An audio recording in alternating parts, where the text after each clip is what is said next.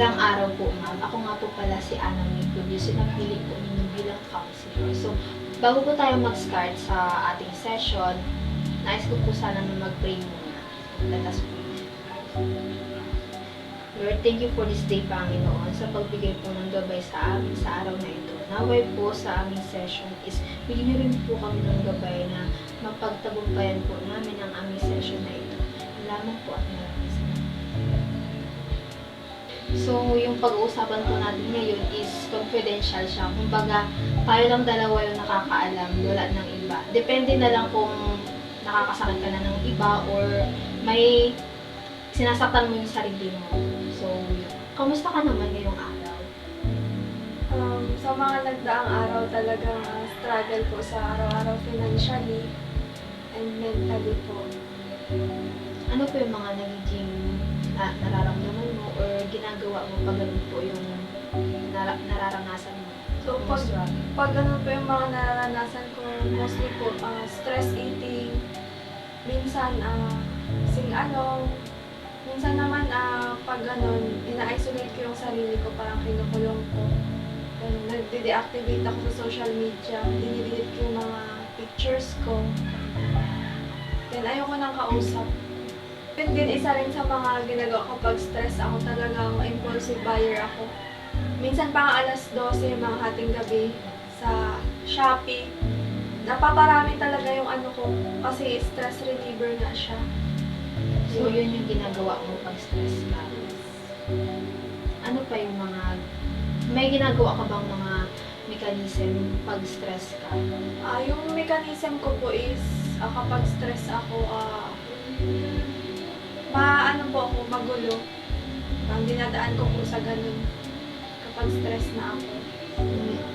May mga nakakausap ka rin bang mga malapit sa'yo?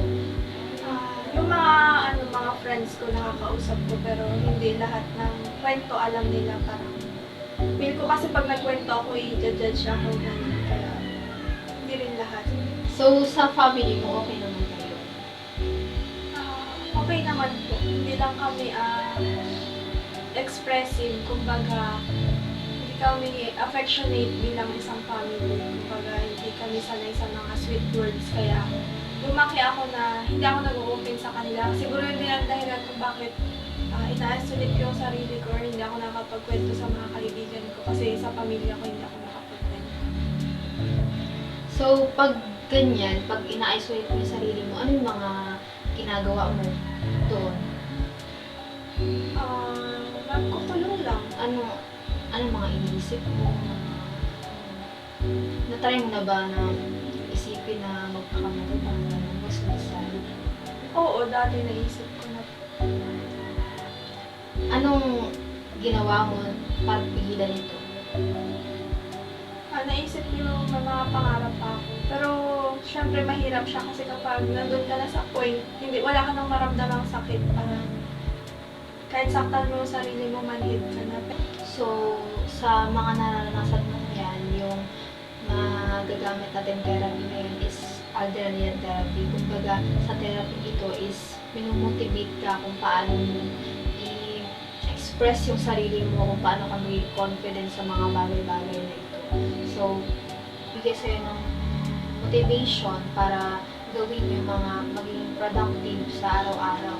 Then, hindi lang pagiging pag-waste ng money.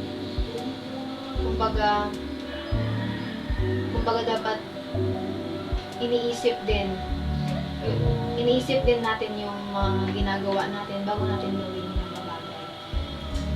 So, sa mga nararanasan mo, try to change your behavior, yung mga ginagawa mo, mga mechanism mo pag stress ka. Try to mag-unwind, maglakad-lakad, o kaya try mo rin mag-exercise para ma-release yung mga stress mo sa nararanasan.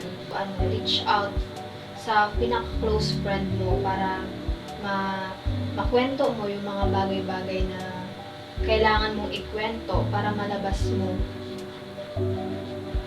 Then you try to to parang lumabas ka sa comfort zone mo. Huwag lang yung kung ano lang na-experience mo, yun lang talaga. Try mo rin mag-explore ng ibang bagay. Try mo gumawa ng mga bagay na alam mong makakapagpasaya sa'yo, pero in a good way naman.